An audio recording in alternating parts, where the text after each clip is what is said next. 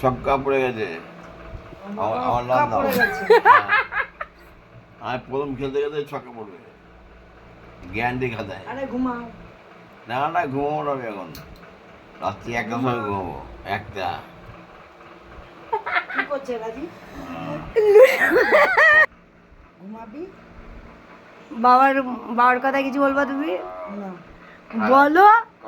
না, আমার কিছু বলো। অসাধারণ। তুমি ঘুমাবা কি? ঘুমাবা? ঘুমাও, নাক ডাকো।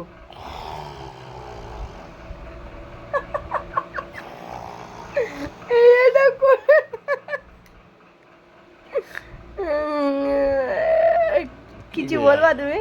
আমি ঘুমাবো না, তুই তো ঘুমা দিচ্ছিস না কেউ। মা কিছু বলো আমাকে? বলে কিছু বলো না। তারপরে আমার ঘুরতে হবে, 7 দিন সময় উঠতে হবে।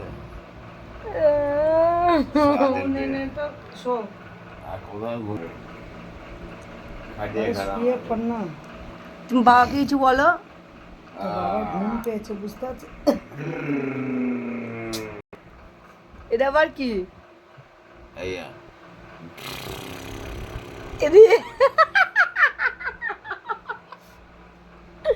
এটা আবার কি? গাড়ি? গাড়ি চলছে, গাড়ি। কই দেখি গাড়ি কোন করে চলে?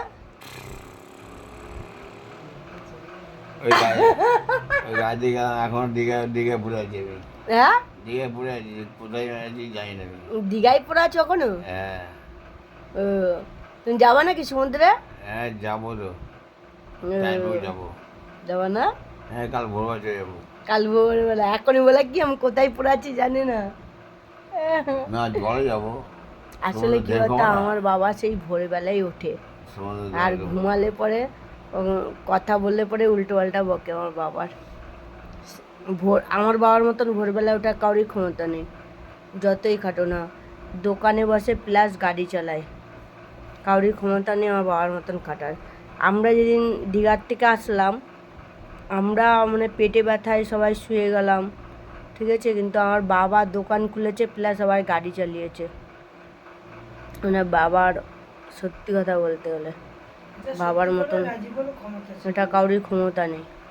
কিন্তু বাবা যখন, বাবার একটা খুব রগর লাগে, বাবা ঘুমিয়ে গেলেও বাবাকে ডাকলে পরে আমার খুব রগর লাগে, বাবাকে ডাকলে খুব উল্টো পাল্টা বকে, এটা আমার খুব ভাল লাগে। বাবা ডাকলে উল্টো পাল্টা বকে। ও বাবা, কোথায় যাবা তুমি? যাবো, দেখি কই যেতে পারি। বাবা হ্যাঁ, দোকান খুলতে হবে না। কটায় খুলবা তুমি? 6টার সময় দোকান খুলতে হবে। আর নাক ডাকছো কেন?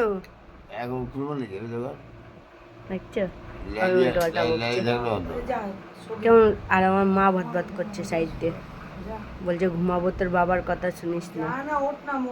ও বাবা, বাবা ঘুমাচ্ছি, ঘুমা যাবি না? টাইম হয়নি। কটায় খুলবা?